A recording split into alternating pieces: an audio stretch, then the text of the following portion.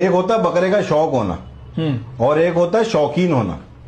क्या फर्क है दोनों में? ये दोनों में बहुत फर्क है अमान भाई।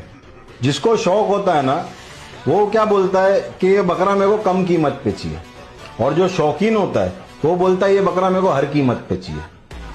क्या एक्सप्लेन? हाँ, ये बात है। एक होता है बकरे का शौक होना और एक होता है शौकीन होना।